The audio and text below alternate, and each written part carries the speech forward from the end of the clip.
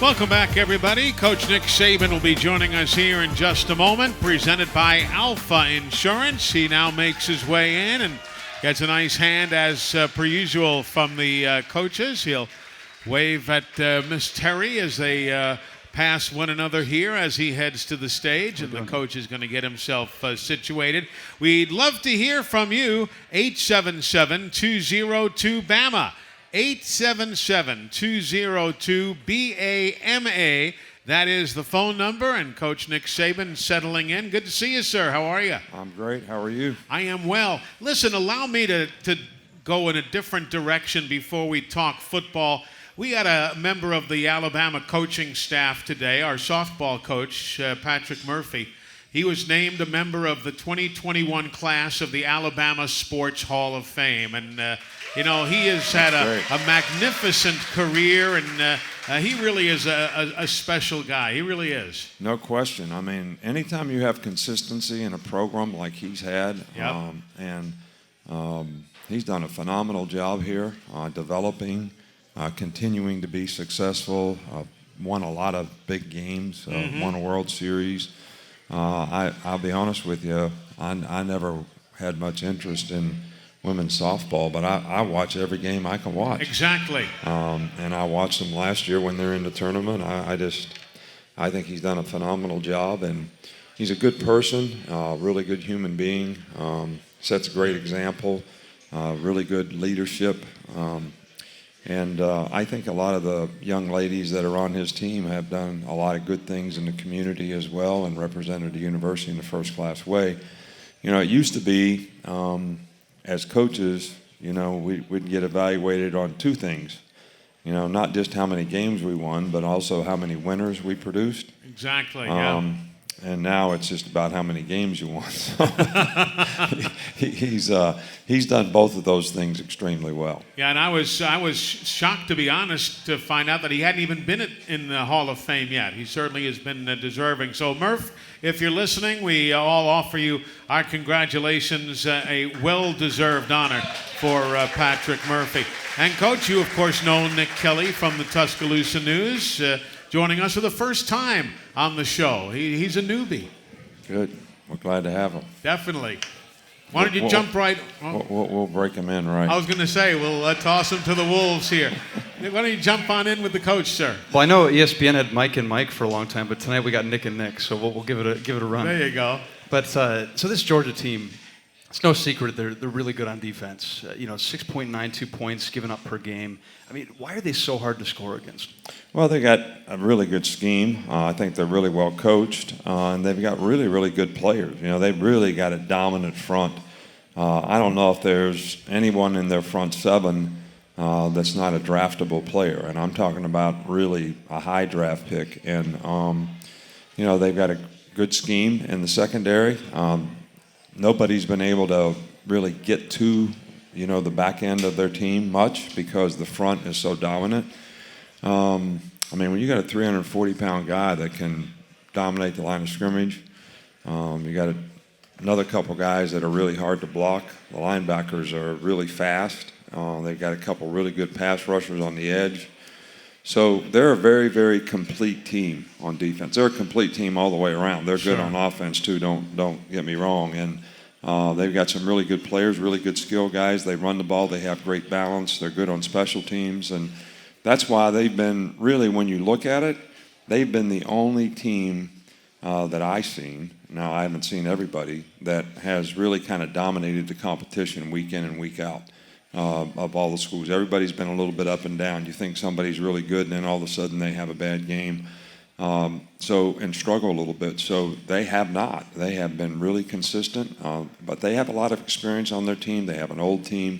They look like they've got good leadership, and the coaches, Kirby, done a great job recruiting the guys and a great job of developing. Really has. Let me ask you a question. I walked into that stadium on Saturday, and I had a full head of black hair. Not really, but I left with gray hair. How do you handle nerves. I mean, you're a human being. Every fan was sitting there at home or in the stadium and they were gnawing on their fingernails. How do you take care and do all you have to do? You got voices in your headsets talking to you. How do you keep your calm and your cool? Well, but it's not like that. Okay. I mean, you're speaking from a fan's perspective. Yes. Okay, Granted. so, this is kind of the entertainment business, so fans get very passionate and excited about, winning and losing games, which is the way it's supposed to be. Sure. And I'm happy for that. And I'm happy to be in a profession where we've had an opportunity to have some teams that hopefully have made people please people. But when you're on the sidelines and you're in a game, you're like playing the next play. Okay. I mean, so what's the situation? It's 3rd and 6. What are we calling? What are we calling on defense? What are we calling on offense? And how did we execute it? And if we didn't execute it, what broke down? How are we going to fix it? Write that down. Make sure we correct that with the player when he gets off the field. So it's kind of like, I don't want to say it's like working in the office, like you all have a job and, you go there every day and you're focused on what you got to do. So you're really just totally focused on trying to get the outcome that you want and playing each situation that comes up in the game the best way that you can relative to how you prepare the players to play it.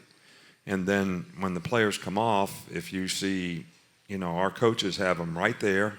They're going over every play. If we made a mistake on the play, who made a mistake, what they do on offense, what was that blitz, how come we didn't pick it up? Bryce, we need to change the protection to this or that. So you're working for the next play. You don't have time to think about it. You're not thinking about the situation of the game. You're not thinking about the outcome. You're not sitting there saying, wow, if we don't win this game, this is going to happen, that's going to happen. You're thinking about what are we going to do so we have a chance to win the game on this play, whether it's 4th and 10 or whether it's a punt return or we're kicking a field goal or whatever it might be. So, our players showed tremendous resiliency and grit in that game and overcame tremendous adversity. And that shows tremendous competitive character on their part. Now, some of the adversity, we created for ourselves, whether we got too many penalties, too many negative plays on offense. We could go on and on of the things that we did well and the things that we didn't do so well. But one thing you can't criticize is, the grit and determination that the players showed in coming back in the game. We had to stop them with 2 minutes to go in the game.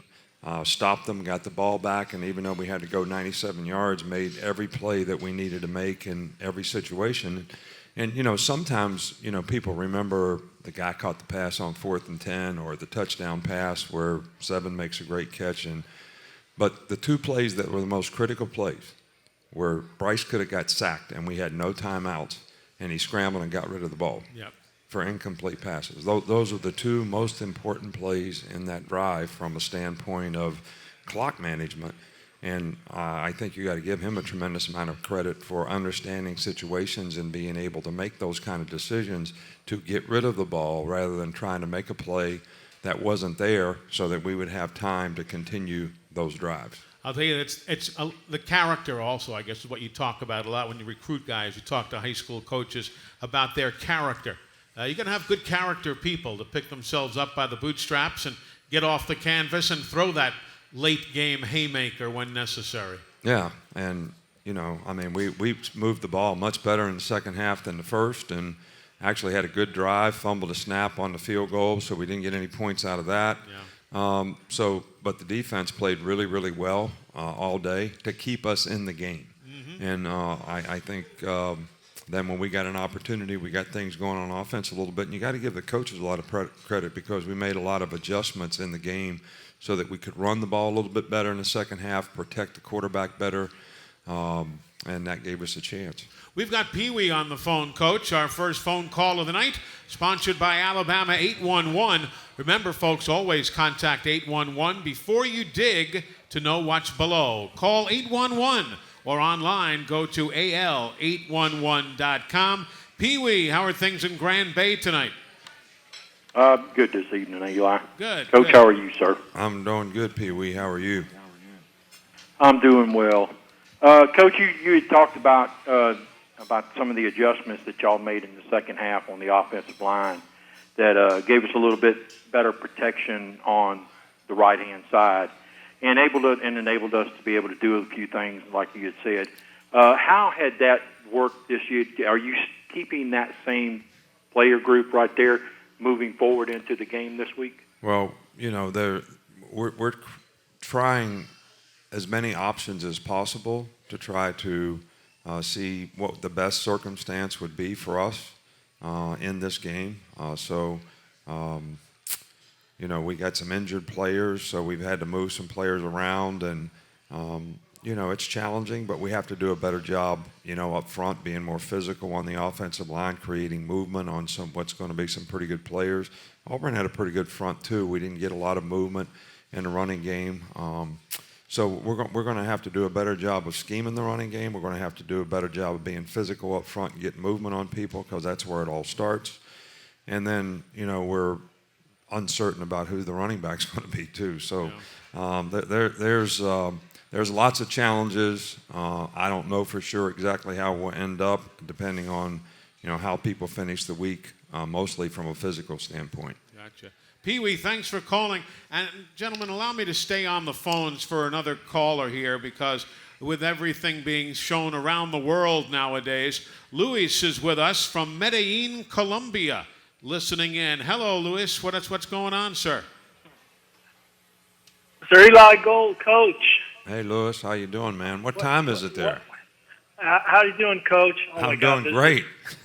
I never thought this would be possible, talking to the coach. Oh, my God, this is unbelievable. Well, it's great to have you with us. What time is it in Medellin this Good, evening? great. We are 1 hour ahead. Oh, that's all? Eastern at the moment. Okay. Good. What's on your mind, sir? Good. Yeah. Well, well, first of all, it's an honor, this opportunity. I just want to thank you, Coach. Honestly, I'm 53 years old, and what you do with football team is just unbelievable. People lose sight of how difficult and hard things are. I appreciate that. Winning is it's very difficult. Winning is difficult, and winning multiple times, it's even more difficult. People lose sight of that, how hard that is. So I appreciate everything you do, Coach. I had a thousand questions, but I just want to say thank you, and I just hope people understand that what you do is remarkable, and cherish what we have, because I'm a huge Bama fan. I almost jumped from my window here for this past Auburn game. I was going crazy here, and got to cherish what we have, and I love you, Coach. Eli, you're the best one on the radio, and I hope I can have the opportunity to watch live game inside Brian Denny. Well, hopefully you'll make it here. Well, we appreciate your kind words, and we have a lot of people that work really, really hard to try to have a really good program, and I'm sure they all appreciate hearing the fact that you think what we've done, because it is hard to win. I think sometimes people take winning for granted and don't respect, winning like you need to, because it is difficult. And I appreciate you understanding, and it's great to hear someone that appreciates what we've been able to do here. And another classic example, Coach, of the university's mark, that script A. Here's a guy in Medellin, Colombia, and he's keeping up with the Crimson Tide. Yeah, it's amazing how many people we have on an international basis that really are fans. Yeah. So it's great. Well, we're going to come right back. We're going to get back to more of our questions with Nick Kelly from the Tuscaloosa News. We have questions from folks here at Baumhauer's, the SEC Championship Game Preview Show with Coach Saban, presented by Alpha Insurance. Protect your cars, home, life, and business with Alpha. Get a quote or find a local agent at alphainsurance.com. Back in a moment on the Crimson Tide Sports Network from Learfield. From the 28-yard line of Auburn, Bama going left to right. Bryce gets the snap, knee high, looks, throws the fade route, near side end zone, got it, touchdown Alabama! Caught by Ja'Cory it on the defensive back, Jalen Simpson, and pulls it down for the touchdown with 24 seconds to go in regulation play. What a throw. What a catch. Good Lord, what a day. Isn't that the truth? Jacory coming up with a big coach. That's a big position for a young player to be in, and he just came up big time. Yeah, he's really made a lot of progress this year, and getting some opportunities, especially losing J-Mo in the game. Yeah. Off special teams with the targeting deal, which was the right call. I'm not complaining about that. If you hit anybody with the crown of your helmet in the head, that's going to be an issue. And but Jacory has really done well this year and has come a long ways. And we certainly need, some of our young players to, continue to step up. And he's certainly done it. And he's a fine young man now. He's played on special teams. Whatever the role we've asked him to do, he showed a lot of maturity for a freshman. That, of course, is Coach Nick Saban. Next to me, Nick Kelly, the beat writer for the Crimson Tide for the Tuscaloosa News. Nick, jump on in, sir. So a few weeks ago, you were talking about a turning point in practice for Mac Jones. Has Bryce, from the time he got here as a freshman last year to now, has there been a turning point moment for him, or has he just always been steady, kind of where he's at?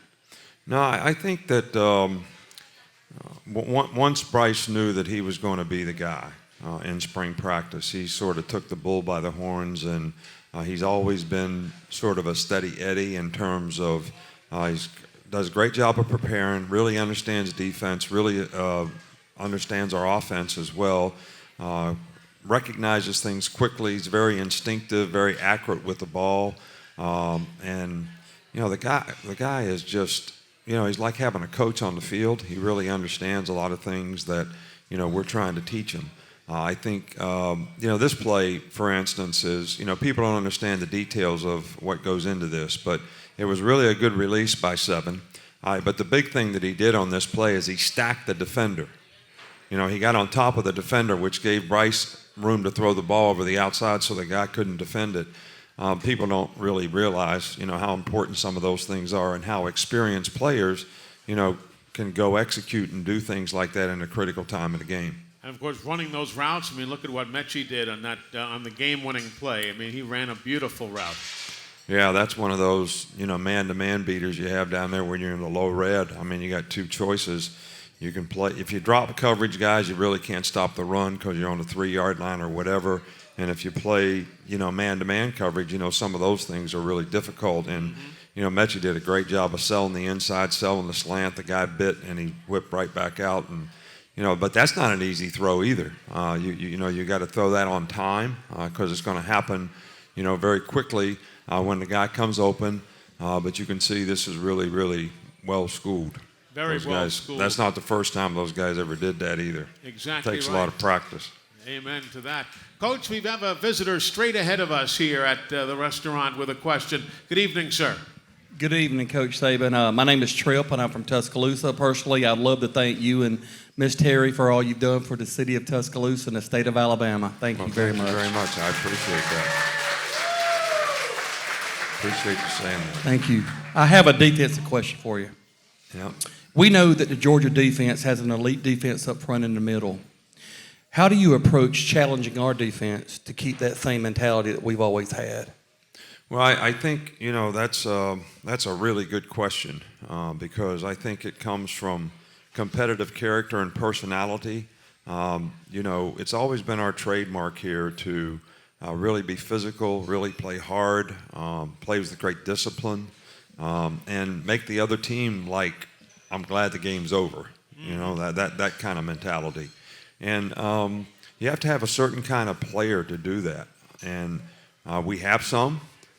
You have to have a critical mass. And I think the longer guys are in the program and the more they develop in the program, because these things aren't developed just on the field. They're developed in the off-season program. Mental toughness and conditioning and, all these things are developed, throughout the course of the year. Explosive power. These things are all developed, with players. And they have to have a great work ethic and a mentality to want to do it and see that it's going to benefit them in terms of how they play and how they can possibly develop a career themselves as players because they improve. And so it really takes a lot for players to develop that mentality. But it's kind of always been our mentality. We lost it a couple years ago. But one of the things that developed that is when we were a running team back in the old days. Remember the old days when we smash mouth? Well, we smash mouth in practice. All right, so the smash mouth made the other side smash mouth too. All right, when you start going no huddle and spread, it's a lot less smash mouth. All right, so the culture of your team can change a little bit. And that's something that we've tried to guard against. And we struggled to play against those kind of teams, you know, back in the day. All right, so we play against those kind of teams better, but we got to continue to have this mental toughness and physical toughness and discipline for everybody to do their job. And it takes a certain kind of competitive character to do that, and I thought our guys demonstrated that last week as well as we have all year. I think they had like 162 yards of total offense, and it was, but we have not been consistent, you know, with that. So hopefully we can build on that. It'll certainly be something that will be beneficial to us down the stretch for sure. Thank you for your question, sir. Good to have you with us here at Baumhauer's.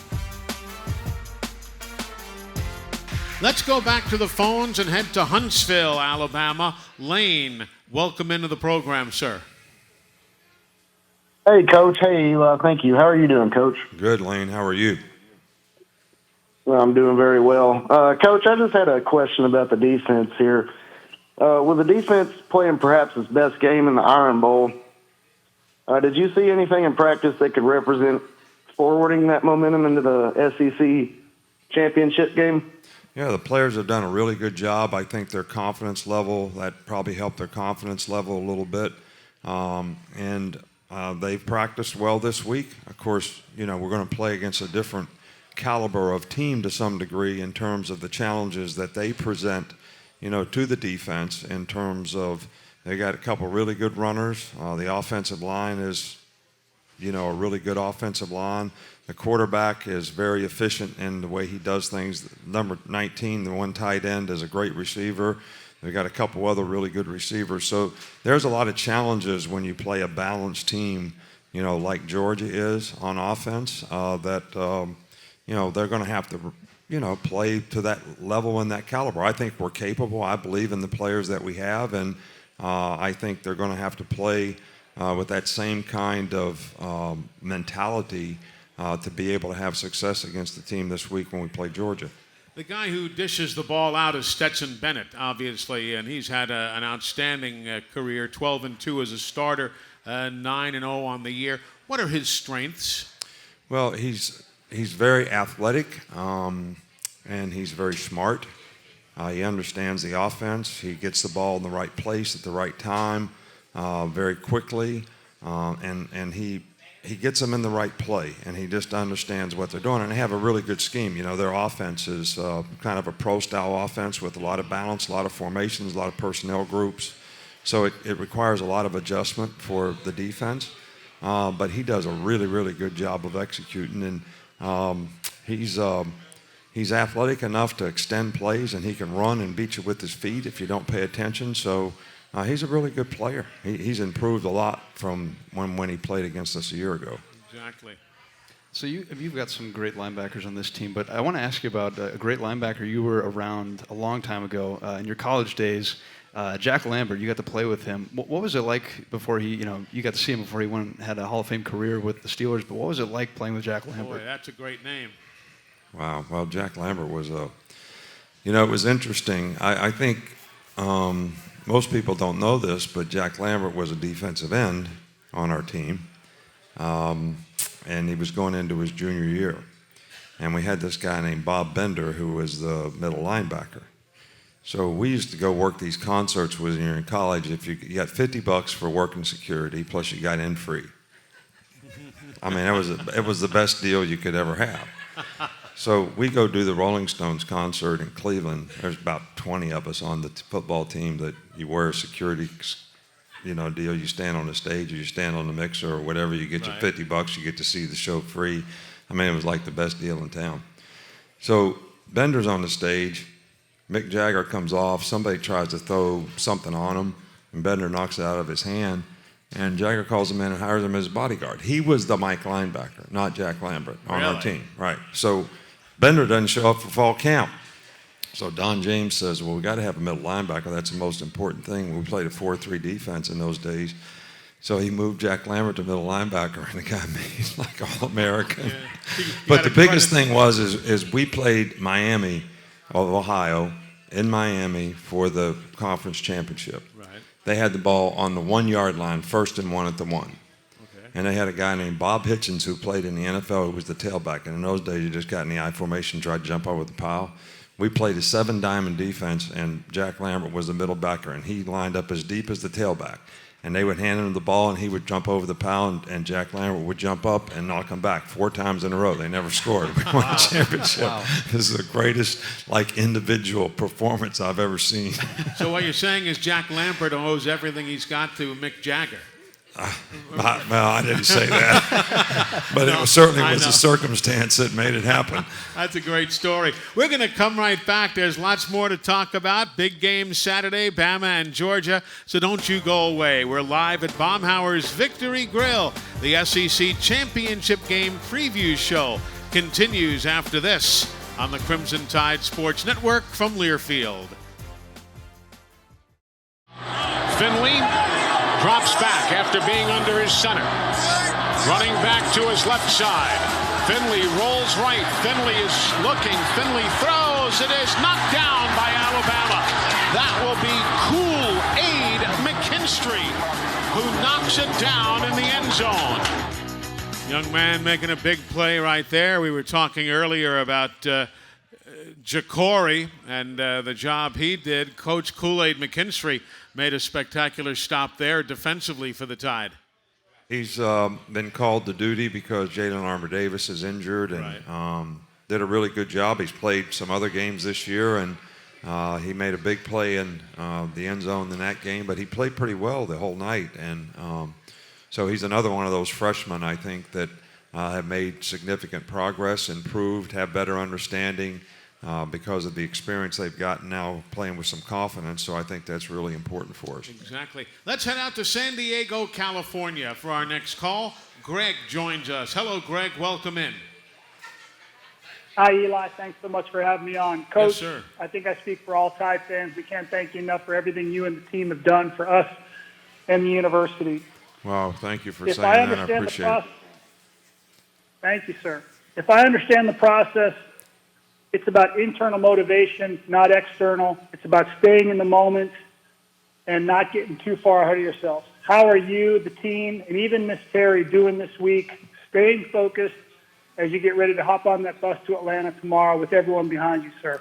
Yeah, well, I think one of the points that you just made was obviously a very good point, but a point that I made with the team. I think that when you play in games like this, you really have to focus on one play at a time. Can I win this play? Like it has a history and life of its own. And you prepare well and you focus that way all week in practice. So when you go to the game, it's pretty natural for you to try to focus on that particular play and win that play. And the more plays that you can win in a game, and if you can stack some of those plays, then you're going to have good drives. You're going to get some stops on defense, and you're going to have the best opportunity to get the result that you want in the end. So I don't think there's any when you have an opportunity, you have a great challenge because we're not favored in the game, which is a little unusual for most of the players on our team. But it also makes it a special opportunity to do something of significance when you're not favored to win a game. And but I think the way you do it is exactly what you said. You have to stay focused on the process, one play at a time. Don't look at the scoreboard. When you pay attention to the scoreboard, it creates nothing but anxiety. Had that question earlier about how I stay focused in the game. It's not just about the scoreboard. The situation means something, but the next play is the most important things. And how many plays can we win and don't have any blinking lights? I always tell the players, we can't have any blinking lights. When you look at a Christmas tree, all lights shine bright, but if there's one light blinking, that takes all your attention. That's all you see. And that when you play in a game like this, you got to have everybody all in, no blinking lights, so that there's no distractions relative to what everybody's sense of purpose is and how they are focusing on those plays, play in and play out. So you make a very good point about the process, not the outcome. So you guys have played in Atlanta plenty and had a lot of success there. I think it's the number maybe 15 straight you guys have won there. I mean, what is it about Atlanta that you guys have done well or just are prepared well for? Well, I can't answer that. I mean, it doesn't really matter what we've done in Atlanta prior to this. It's all about what we do when we go back there this time that's going to matter, and how we can do it sort of one play at a time, just like I talked about. But I think the players have had some great challenges in Atlanta. You know, we played in playoff games there. We played in the national championship game there. We played in SEC championship games there. So I think when they go there, they know it's a special sort of occasion. So, and this is a special opportunity as well. So we've had a good week in preparation, and we're looking forward to the opportunity and the challenge. Amen for that. Matt is on the phone in Daphne, Alabama. Let's head down south in the state. Hey, Matt, how are you? I'm doing pretty good, sir. How y'all doing? Good, Matt. Good. So first off, appreciate you taking the call, and everything that the team's doing is great. Mr. Saban, I really appreciate what you do off the field, because just raising some, or not raising some guys, but encouraging the guys in the direction of just being like good individuals off the field, super awesome. But I do have a question. And I think I speak for a lot of people. I watch the games and with the family, and they want to actually get in the game. So how do you settle your guys down in a moment where it's just like everything's chaotic and it's not going the direction that they want it to go? Well, I constantly preach to the players, and if you noticed in the game when things weren't going well, there wasn't anybody yelling and screaming at anybody. There wasn't anybody going off on the players. You know, we were trying to keep the players focused on what they needed to do to correct the mistakes that they were making, as well as focus on what's going to happen next. You know, what a lot of players have a difficult time doing is, you know, they sort of commiserate over a mistake. You know, a mistake is the best opportunity to learn, and you never want to waste a failing. And so we're trying to get the players just to say, hey, man, we're not saying it's okay you made a mistake, all right, but here's what we have to do to fix it, and this is what we have to do so that we can get the kind of execution that we need. And you being frustrated is not going to help us. Just like when Josh Jobe, you know, he was in perfect position on the fade route, and the guy jumps up and catches the ball. He probably could have intercepted it just as soon as the guy would have caught it. And he was discouraged about that. And I said, hey, next play. Just play the next play. Forget about that. You're playing very well. And then he played a really good game before and after that. And I think that's what you want players to be able to do. You know, you can't, you got to forget the last play and go to the next play, even if you had success on the play before. You know, you can't be frustrated when you don't make plays, and you can't get sort of too exuberant when you do make them. You got to be able to focus on the next play, because that's how you sustain performance. And you know, I think golf is a great. I don't know if you play golf, but you know, it's sort of metaphor of life. You know, you hit a great drive, you're right down the middle. The other guy you're playing against is in the woods, and you think you're going to win the hole, and the next thing he knocks on the green, and you knock it in the water, and you just lost. Even though you were in much better position than he was, but it's the next shot. It's always the next shot. And in golf, that's why they call them traps. That's why they call it hazards. That's why they have all these bad names for places that you can go. And, you know, some old guy in Scotland told me once when I was over there in Ireland playing, and, you know, I got mad because I hit the ball in the high grass or whatever. And he said, that's the difference between you Americans and us people over here in Ireland. When we hit it in the trap, we look at it as an opportunity to do something special to get it out of the trap. When we hit it in the hazard, we look at it as an opportunity to do something special. All right? And Great all shot, get all get mad about it. That's good. It's an interesting point. All right, well, you tell me how to hit it out of this high grass, and I'll be glad to look at it as an opportunity. And he said, I don't know. I would never have gotten in there in the first place, is what he probably would have said. But no, that's a great point. Thank you for calling in, Matt.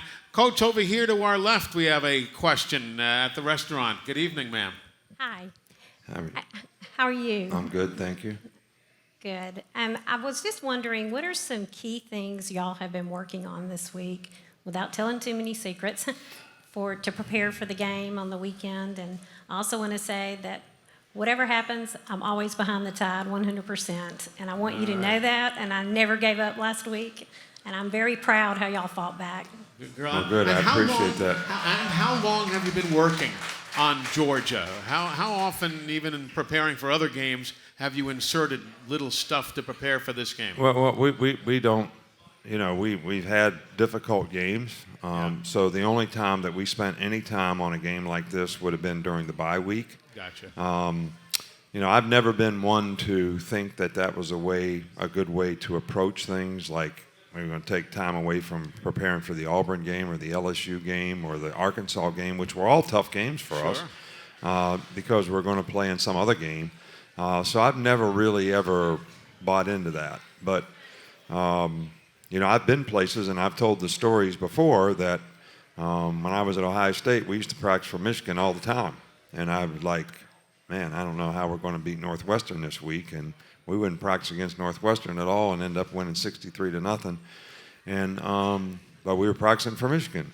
But that always made me nervous, and I never wanted to do that. But to answer the question, I think, we need to run the ball better. We need to eliminate negative plays. And Georgia, has a lot of pressure defense that they run. I try to create a lot of negative plays, and they have like 9 players in the front 7 who has, created a good number of negative plays. We got to do a good job in pass protection. We can't have negative plays on offense and get behind the sticks, because when you play a team like this, that's when they really can ramp it up on you. Because they can play the situation. So those are the things that we've been working on, on offense, to have more balance and to be able to protect the quarterback and give him a better chance to operate.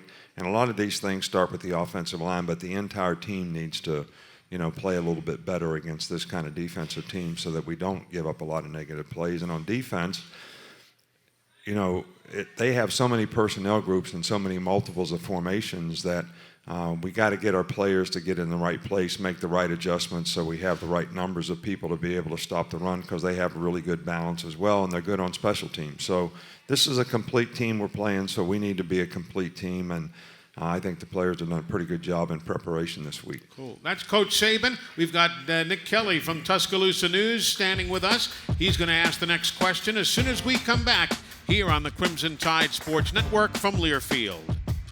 Now for the two-point conversion to win it for Alabama. Bryce in the shotgun, gets the snap, backpedals, looks left, throws, touchdown! Two-point conversion, and Alabama wins. John Mechie on the grab. John Mechie on the grab.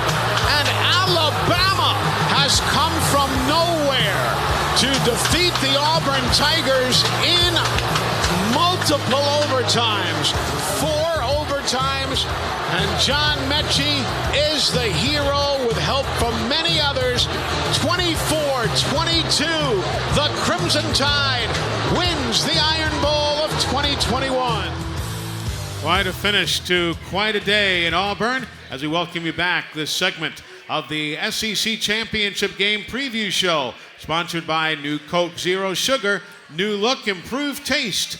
New Coke Zero Sugar. Nick Kelly from the Tuscaloosa News, jump in with Coach Saban.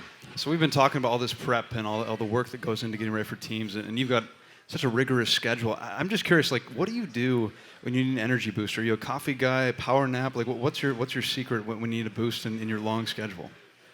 Well, it's not a power nap, I can tell you that. Miss Terry actually bought me a lazy boy and put it in my office and told me to take a power nap, and I tried to do it one day about a year ago, and my leg was shaking so fast I couldn't even sit still, so I said, I don't think this is working. So now I use that as it's for the queen of the recruit. All right, whoever the queen of the recruit is, like the mama, Right. whoever it might be, they get to sit in the lazy boy. So that's we had to adapt. That's a great story. Great story.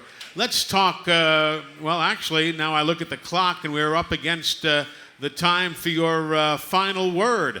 Our friends from Mercedes-Benz, as always, sponsoring your final word. Mercedes-Benz, the best or nothing. Yeah, I think this is a great opportunity for our team, our fans, and everyone else, to support, this team who has, been young and had shown a lot of resiliency and grit, played a lot of coast games. But it's an opportunity to play a good team that, not a lot of people think we're going to have success in. But I think, we've all can probably think of some occasion in our life where somebody told us that there was something that we couldn't do. I know when I was growing up, they told me, pumping gas at my dad's service station, you'll never graduate from college. You'll be back here working in the coal mines before long. And so there's always some occasion where you have a great opportunity to overcome adversity. And this is why this makes it a special game for our players. And our players haven't been in this situation very often because they usually go in the game with people expecting them to win. And I think, sometimes that takes the fun out of it. But Georgia has a great team. This is a great opportunity for our team. And we're going to do everything we can to get our guys to step up. And I know our fans that are there will help us do that the best they can. And I want to thank everybody for all the support that you've given our team this year. The atmosphere in Bryant-Denny Stadium has been great. The student body has been great. And I know the players appreciate it. And, that special atmosphere, all the recruits that, come here want to be a part of that. And you create all that for us. And your support is what helps us help our players be successful. And we appreciate that more than you know. Definitely. And I want to thank you for taking the time on Thursday nights to be with us. This, of course, our final Thursday show. We will get together wherever our postseason travels take us. We'll have talk shows on the road, but thanks again for being with us every Thursday evening here. Well, thank you. I appreciate you, Eli. You've been the voice of Alabama for a long time, and I know people, when they look at that script day, you're a part of it. So well, I appreciate that. And Nick Kelly, great to have you in Tuscaloosa, too. Yeah, thanks for having me. It's been a fun season. Going to be a fun game this weekend. It will be. Coach, take care. Travel safely. We will see you in Atlanta. Coach Nick Saban and Nick Kelly joining us from the Tuscaloosa News. Listen, folks, if you're heading to Atlanta for the game, remember that T-Mobile is kicking off SEC Championship Weekend with a free concert tomorrow at 5:30 p.m. Eastern Time. Don't miss the first ever T-Mobile SEC Championship concert at the International Plaza right outside of Mercedes-Benz Stadium. You'll hear Chris Young, Mitchell Tenpenny, and Cameron Marlowe absolutely live. So we'll see you there. That's tomorrow at 5:30 p.m. Eastern Time as the folks at T-Mobile get our weekend underway with a big-time concert outside of Mercedes-Benz Stadium. Tonight's show being brought to you in part by Alpha Insurance, Toyota, and Cook's Pest Control. We thank them for joining us as well. Nick Kelly, a final thought. What can the folks expect to read from you tomorrow and early Saturday? Saturday night takes care of itself. Game stories and analysis. What will we see when we open up the website or open up our newspapers tomorrow and Saturday morning? Yeah, just all kinds of looking at this matchup. I mean, there's so many different angles to look at it. So it's looking at, okay, what can this offense do to have a shot against this defense? It's looking at things like what is this Georgia offense challenge present challenge-wise to this Alabama defense? And so it's pretty much just looking at all these different angles in terms of just what it's going to take to get the win for the Tide. How do you come up with these analyses? Are they all yours? Do you contact others and solicit their input? What is the approach that you take to formulate a column? I think it's as simple as asking yourself, what do people want to read? Like, what are people interested in? What are they talking about? And trying to find ways to give the readers what they're interested in. Just because if they're interested in it, they're probably going to read it. If they're not, they're not. So it's as simple as that, but it also can be tricky just because there's so many things to write over the course of a season. Sure. Well, listen, you travel safely to Atlanta. We'll see you over there. And thanks for joining us here on the show. Again, it's the first time we've had you on in your first year here in Tuscaloosa. We wish you all the best and many continued seasons of success. Thanks a million for having me. Great to join you. It's a pleasure. Nick Kelly joining us from the Tuscaloosa News.